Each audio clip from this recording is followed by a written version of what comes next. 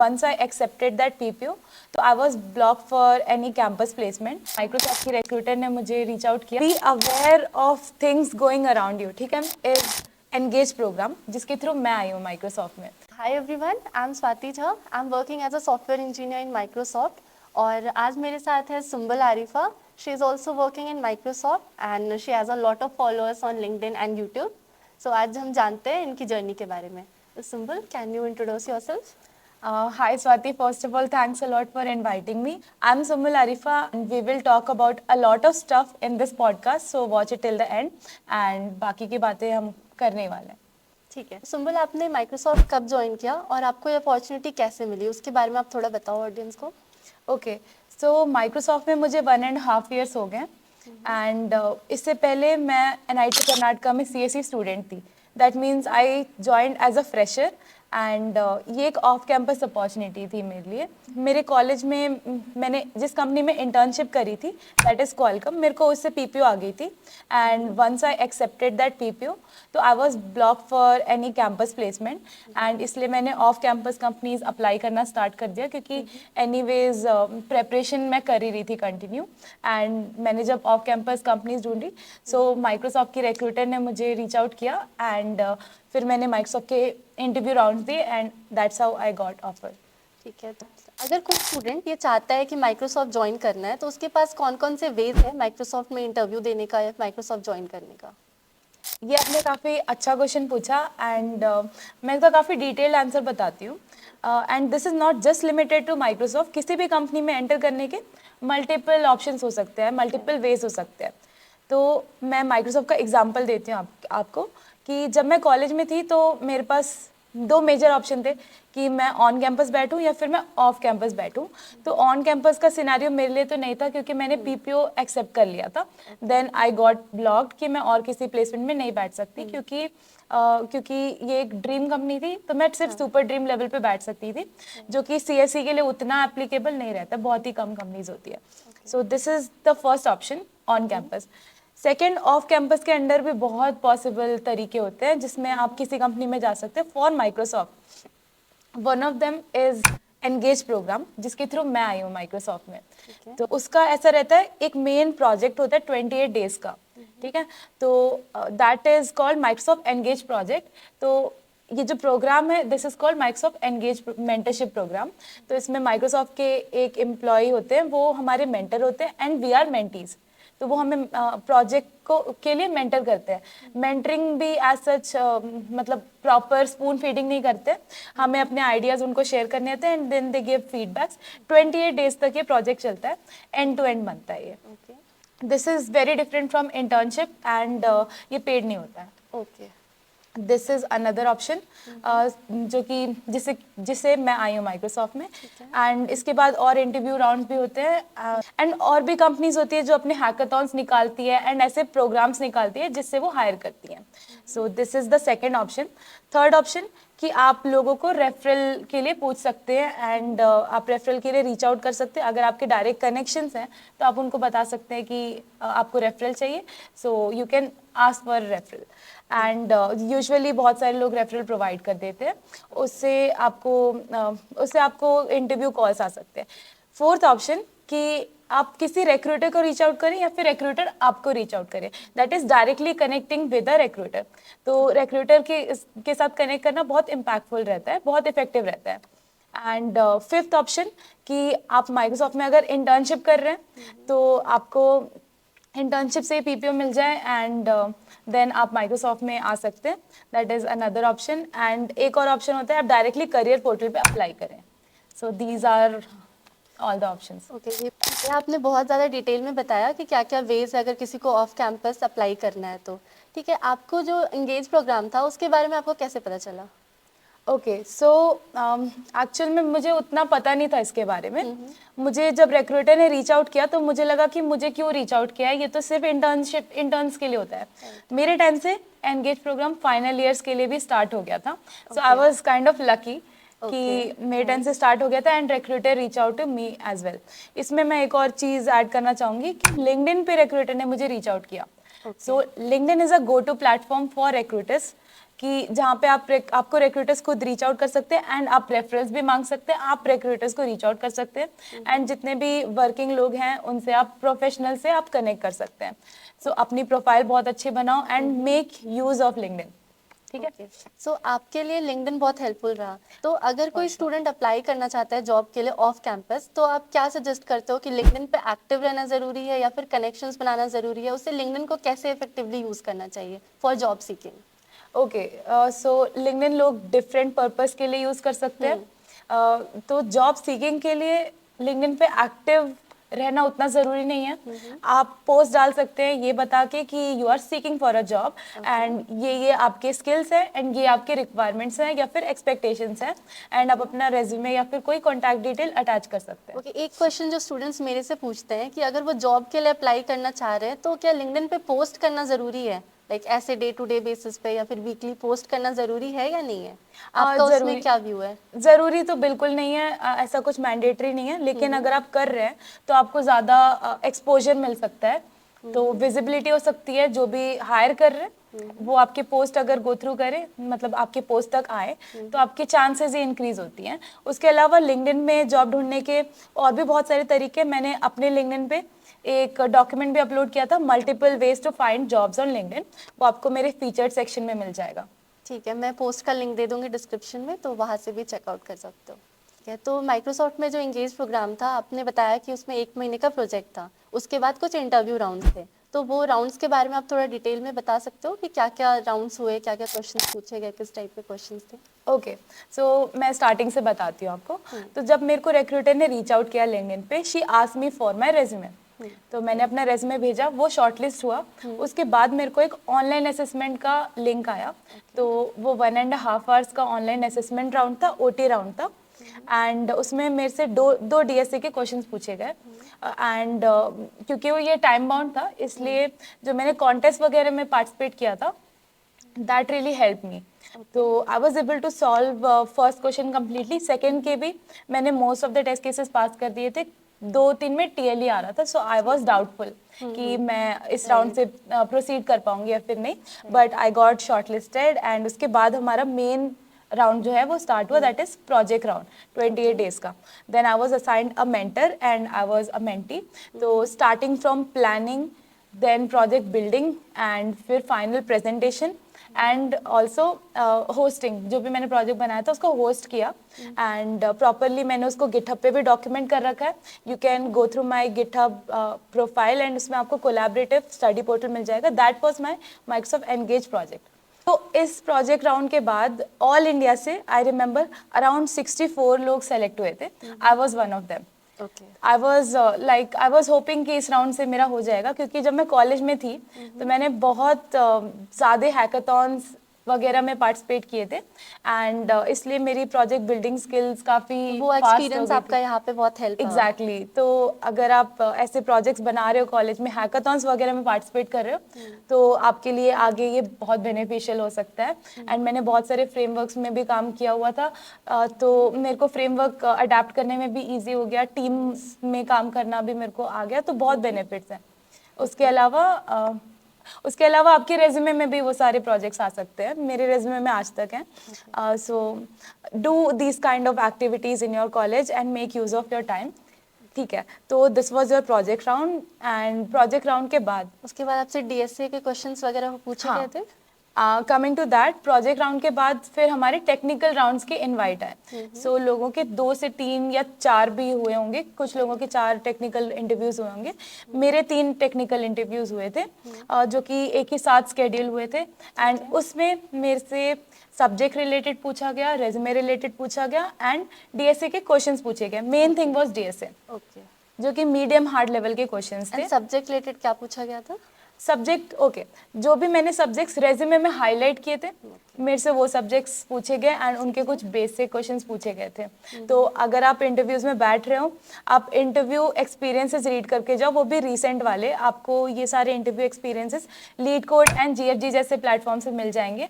Those really help, क्योंकि मैंने read किए थे एंड मेरे को काइंड ऑफ सिमिलर क्वेश्चंस आ गए थे. सो आई वाज थिंकिंग कि अच्छा हुआ मैंने प्रिपेयर कर लिया. उसके बाद हमारा कोई एचआर राउंड ऐसा सच नहीं हुआ. फिर मेरे को डायरेक्टली 1 मंथ बाद ऑफर आ गया माइक्रोसॉफ्ट से. ओके, सो आपका 3 राउंड हुआ, मतलब एक पहला रेज्यूमे शॉर्टलिस्टिंग, उसके बाद आपका कोडिंग टेस्ट हुआ, फिर इंगेज प्रोग्राम हुआ और उसके बाद एक इंटरव्यू। 3 से 4 टेक्निकल इंटरव्यू ओके, राउंड्स उसके होते बाद 4 इंटरव्यूज हुए। हैं। मेरे 3 हुए, कुछ लोगों के 4 भी हुए थे। ओके, ठीक है, मतलब टोटल आपके लाइक 5-6 राउंड्स हुए थे। हाँ। ठीक है, तो आपको क्या लगता है इंगेज प्रोग्राम के थ्रू माइक्रोसॉफ्ट में आना ज़्यादा डिफिकल्ट है या फिर नॉर्मल जो ऑन कैंपस या फिर ऑफ कैंपस टेस्ट होता है उसके अकॉर्डिंग डिफिकल्ट कौन सा है? I can't exactly say that, कोई भी आसान नहीं बता सकती मैं, बट एनगेज थोड़ा लंबा प्रोसेस है।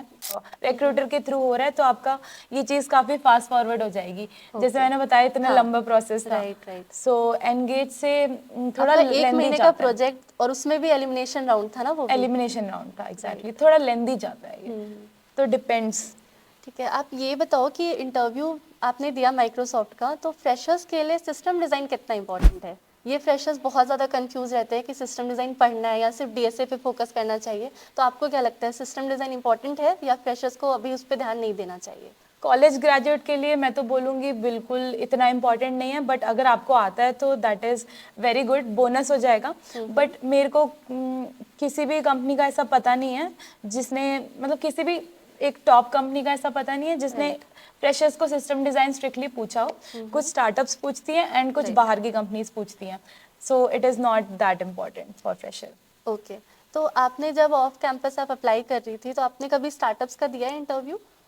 नहीं, मैंने कुछ कंपनीज अपने लिस्ट में ऐड की थी जिसमें मैं अप्लाई करना चाहती थी, जो कि मेरी ड्रीम कंपनीज थी, and startups were not a part of that. Okay okay, तो आपने बताया कि आपने क्वालकॉम में इंटर्नशिप की है, तो उसका इंटरव्यू प्रोसेस क्या था? ओके, सो वो काफ़ी डिफरेंट इंटरव्यू प्रोसेस था। जैसे ही मैंने सेकेंड ईयर कंप्लीट किया एंड थर्ड ईयर में गई, तो कैंपस में इंटर्नशिप के लिए कंपनी आना स्टार्ट हो गई, एंड तब मेरी प्रेपरेशन बहुत ही बेसिक सी हो रखी थी, एंड बेसिक भी मतलब मैं मीडियम लेवल की प्रॉब्लम्स कर पा रही थी। So for internship it is quite easier, for placement, full time placement थोड़ा सा डिफिकल्ट हो जाता है level. So Qualcomm was the first company जो हमारे इंटर्नशिप के लिए आई थी, एंड मैं बैठी उसमें। सबसे पहले रेज्यूमे शॉर्टलिस्टिंग हुई एंड मेरा रेज्यूमे शॉर्टलिस्ट हुआ, देन मेरे को ऑनलाइन टेस्ट राउंड हुआ, एंड ऑनलाइन टेस्ट राउंड में क्लियर करने के बाद मेरे इंटरव्यू राउंड्स हुए थे, and I think 2-3 interview rounds हुए थे। उसमें सब्जेक्ट, रेज्यूमे एंड प्रोजेक्ट्स, वहाँ पे डीएसए कितना इंपॉर्टेंट था? डीएसए भी पूछा वो गया। भी पूछा गया डीएसए सबसे ज़्यादा इंपॉर्टेंट होता है, तो मैंने यही पैटर्न नोटिस किया है कि डीएसए प्रोडक्ट बेस्ड कंपनीज के लिए सबसे ज़्यादा इंपॉर्टेंट होता है, तो डीएसए आपको बिल्कुल नेग्लेक्ट नहीं करना है। ओके, और मेरा एक और क्वेश्चन है कि क्वालकॉम में आपने इंटर्नशिप की तो आपका 6 महीने का था या 3 महीने का था इंटर्नशिप?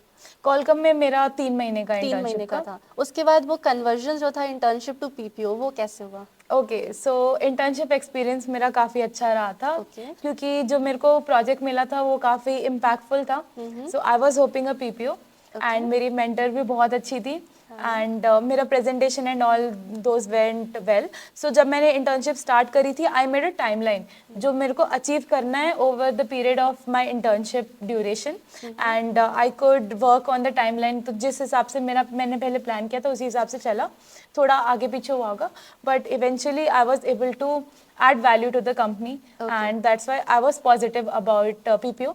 बट क्योंकि कोविड सिनेरियो चल रहा था, राइट, हमारी वर्चुअल इंटर्नशिप हुई थी, तो थोड़ी सी डाउटफुल थी मैं कि मिलेगी कि नहीं मिलेगी। सो मेरा प्लेसमेंट का तैयारी तो साथ में चल ही रहा था, तो बट मोस्टली आपका प्रोजेक्ट का जो परफॉर्मेंस था, कंपनी में जो परफॉर्मेंस था उसके बेसिस पे आपका पीपीओ में कन्वर्जन हुआ? Yes exactly. Right, कोई उसके बाद टेस्ट वगैरह नहीं लिया गया फॉर नहीं, फुल टाइम ऑफर? नहीं, ओके, कुछ लोगों का टेस्ट लिया गया था। ओके, हाँ मैंने ये सुना है काफ़ी जगह कि पीपीओ देने से पहले एक टेस्ट भी लेते हैं। यस, हाँ, for me it wasn't the case. I think मेरे रिव्यूज शायद पॉजिटिव रहे होंगे। ओके, लाइक जिनका थोड़ा डाउटफुल होता है उनका फिर एक और राउंड होता है टेस्ट का। Yes, got it. आपने अभी जैसे बताया कि आपको अपॉर्चुनिटीज़ मिली क्वालकॉम की, माइक्रोसॉफ्ट भी ऑन कैंपस आती है, तो इतने सारे अपॉर्चुनिटीज़ आपके कॉलेज में मिल रहे थे। You are from a tier 1 college from NIT Karnataka, right? So मैं ये जानना चाहती हूँ कि जो एनआईटी में कोई अगर स्टूडेंट है और एक स्टूडेंट अगर टियर 3 कॉलेज में है, तो उन दोनों का कॉलेज एक्सपीरियंस कितना डिफरेंट होता है? एक सबसे पहले आप ये बताओ कि एक माइंडसेट में क्या डिफरेंस होता है? एक क्या ऐसा रहता है कि अगर हम एनआईटी से है तो हमें अच्छी जॉब तो मिलनी है लास्ट में, ऐसा कुछ माइंडसेट रहता है, या फिर स्टार्टिंग से गाइडेंस ज़्यादा मिलता है, कैसा रहता है? ओके, सो गाइडेंस आपने बोला तो मेरे को 12th तक प्रॉपर गाइडेंस मिली थी अपने भाइयों से, एंड मेरे फादर भी मेरे को पढ़ाते थे, ठीक है। सो प्रॉपर गाइडेंस थी। बट जब मैं कॉलेज में गई मैंने देखा कि यहाँ तो सारे के सारे टॉपर्स बैठे हुए हैं। Okay. अभी तक मैं टॉपर हुआ करती थी, ठीक है। कॉलेज गई तो देखा बड़े से बड़े टॉपर आके बैठे हुए हैं। अब कंपटीशन बहुत बढ़ गया था, I could feel the heat. ठीक है, तो मेरे सीजी पे थोड़ा इम्पैक्ट हुए, देन आई गॉट डीमोटिवेटेड। तो कंपटीशन काफ़ी ज़्यादा होता है टायर 1 एनआईटीज आईआईटीज में, काफ़ी कॉम्पिटिशन्स होते हैं एंड इसीलिए न्यूज़ में भी आता रहता है डिप्रेशन एंड ऑल का। सो ऐसा नहीं है कि सब पॉजिटिव होता है, okay. That is one thing. दूसरा जो पर्क्स होते हैं वो पहली बात तो होते हैं कि क्योंकि रेप्यूटेशन होती है उस कॉलेज की तो कंपनीज आती हैं। ठीक है। एलुमनाइज जो हैं वो दूसरी कंपनीज में जाते तो अपनी कंपनीज भेजते हैं कि मेरे कॉलेज में जाओ। Okay. कंपनीज भी उनको दे करके आती है जब वो अच्छा काम कर रहे होते हैं। So one thing is reputation, second thing is alumni, and third thing is कि थोड़ा लोग भी ज़्यादा सीरियस होते हैं। प्रोफेसर सारे नहीं बट कुछ कुछ प्रोफेसर बहुत ज़्यादा ही सीरियस होते हैं बच्चों के करियर के बारे में। सपोर्टिव होते हैं। सपोर्टिव होते हैं। Supportive in terms of placement या फिर जो In college terms of curriculum रहता है everything, उसके career. लिए? कुछ कुछ तो बहुत ही ज्यादा अच्छे प्रोफेसर्स मुझे मिले, and I don't think it's college specific, I think her college में ऐसे होते हैं। सो इन्वायरमेंट ओवरऑल काफी कॉम्पिटिटिव एंड काफी हेल्दी रहता है। सो दीज आर द तो डिफरेंसेस। मेनली मतलब इन्वायरमेंट की वजह से यू वर्क हार्ड, दूसरे लोगों को देख के डिमोटिवेशन होता है Yes, कि वो लोग अच्छा परफॉर्म कर रहे हैं, फिर आप खुद ब खुद अच्छा परफॉर्म करने लगते हो। हाँ, Right. It depends person to person, and ज़रूरी नहीं है कि सबका बहुत अच्छा हो ही जाएगा। I will tell you one more thing कि जब मैं सेकेंड ईयर में थी मैंने एक क्लब में ज्वाइन किया था, तब तक मेरे पास बिल्कुल गाइडेंस नहीं थी। ठीक है। क्योंकि मैंने आपको बताया 12th तक मेरे पास प्रॉपर गाइडेंस थी, ठीक है।